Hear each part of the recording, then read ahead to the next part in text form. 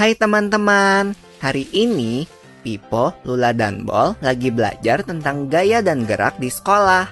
Mereka berkelompok untuk mengerjakan tugas yang dikasih oleh guru. Ayo kita lihat obrolan mereka. Bol, nanti sore kita main bola yuk. Wah, mau banget. Pasti seru kalau ajak Papa Tok dan Danang juga. Oh, seru ya? Aku kok nggak ngerti ya, apa keseruannya cuman menggocek, mengoper, dan menendang bola. Gol! Sampai bola masuk ke gawang lawan, kita kan bisa dapetin skor. Dan tahu nggak sih, setiap kita menggocek, mengoper, dan menendang bola, bola tersebut diberi sebuah gaya. Wah, ini baru seru. Tentang gaya dan gerak kan? Yang memungkinkan bola untuk dapat berpindah tempat adalah gaya. Tapi kan gaya nggak kelihatan. Gaya memang nggak kelihatan, tapi akibat dari gaya terhadap sebuah benda dapat kita lihat dan rasakan. Seperti menendang. Jadi, gaya itu apa sih? Gaya adalah segala macam bentuk tarikan atau dorongan. Gaya dapat mempengaruhi benda, baik benda yang sedang bergerak maupun benda yang sedang diam. Gaya dapat menyebabkan benda diam menjadi bergerak, Bol. Oh, contohnya seperti saat menendang bola, membuka pintu, atau seperti kuda menarik delman kan? Kalau tidak ditarik kuda, delmannya pasti akan diam. Yap, untuk menggerakkan benda diam menjadi bergerak, kita membutuhkan gaya yang cukup.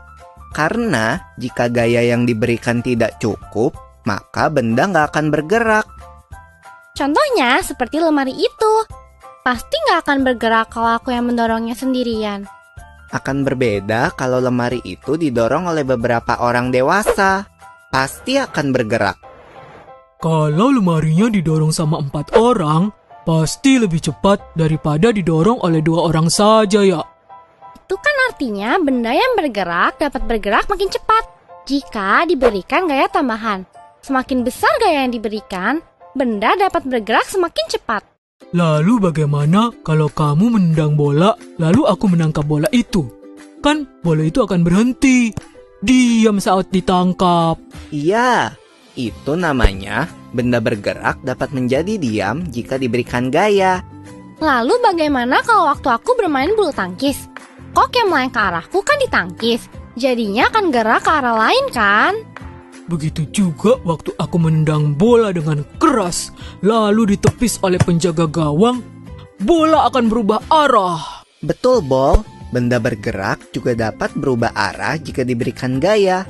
Setelah mengenai bidang yang keras, benda juga dapat bergerak berbalik arah atau yang biasa disebut dengan gerak memantul.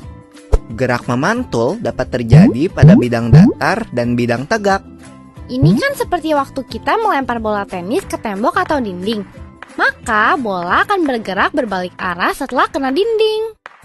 Mengayuh sepeda kan termasuk gaya juga toh. Tepat sekali. Saat kaki menekan pedal sepeda, terjadilah gaya berupa dorongan dan sepeda pun melaju. Beda gak sih mengayuh sepeda di jalan yang datar dengan di jalan yang miring? Beda dong. Mengayuh sepeda di jalan menanjak butuh gaya yang lebih besar daripada di jalan yang datar. Semakin miring jalan menanjaknya, makin besar gaya yang dibutuhkan. Berbeda dengan mengayuh sepeda di jalan menurun. Gaya yang diperlukan lebih kecil daripada di jalan datar. Semakin miring jalan menurunnya, makin kecil gaya yang dibutuhkan. Bahkan tanpa kita kayuh pun, sepeda akan terus bergerak di jalan menurun. Oh iya ya, aku perhatiin nih, pada lintasan miring, benda bulat bisa bergerak sendiri loh. Gerakannya berupa gerak berputar sambil berpindah, atau bisa disebut juga gerak menggelinding. Kalau gak ada yang nahan, benda pasti bergerak ke bawah kan? Betul, jenis gerak ini terjadi di semua bentuk benda, Bol. Benda bulat, benda kotak, atau benda lembaran akan jatuh ke bawah jika tidak ada yang menahannya. Termasuk benda cair juga ya, yang akan selalu bergerak menuju ke tempat yang lebih rendah. Gerakan semua benda cair seperti gerak air disebut mengalir. Contohnya, menyebabkan air dari atas genting mengalir ke tanah, dan saat kita mandi, air mengalir ke lubang pembuangan air yang biasanya lebih rendah.